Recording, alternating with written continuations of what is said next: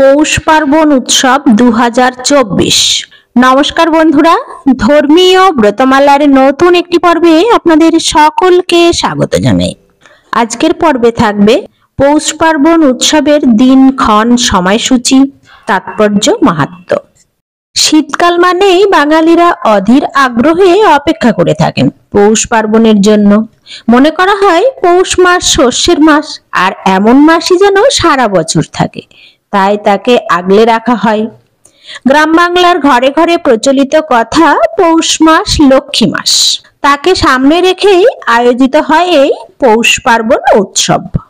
নতুন ধান ওঠে এই সময়, তা কৃষকদের আঙিনা সাজিয়ে দেয়। মাটি নিকিয়ে দেওয়া গ্রাম বাংলার বহু ঘরের উঠোনে এই সময় ঢেকি সিঁদুরে রাঙানো হয়। আর গ্রাম থেকে শহর অধিকাংশ বাড়িতেই বানানো হয় পিঠে পুলি। কবে এই পৌষ পার্বণ? মকর সংক্রান্তি বা বাংলার পৌষ পার্বণ পৌষ সংক্রান্তি নামে পরিচিত। পৌষ মাসের শেষ দিনে এই উৎসবটি পালন করা হয়। এবছর 2024 সালের পৌষ পার্বণ পালন করা হবে 15ই জানুয়ারি সোমবার।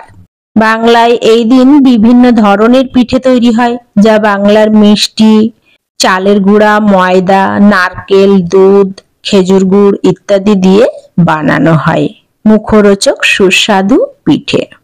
পৌষ সংক্রান্তির শুভ সময় কখন আছে? সকাল 7টা 10 থেকে সন্ধে 5টা 45 পর্যন্ত। পৌষ সংক্রান্তির মহা অমৃত মুহূর্ত থাকবে সকাল 7টা 10 থেকে 8টা 49 পর্যন্ত। এই পৌষ পার্বণের তাৎপর্য, মাহাত্ম্য কি?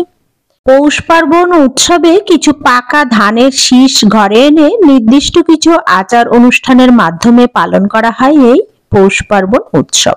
বাঙালি মনে করেন এই দিনটিতে লক্ষ্মী স্বয়ং নতুন শস্যের সঙ্গে গৃহস্থর বাড়িতে প্রবেশ করেন।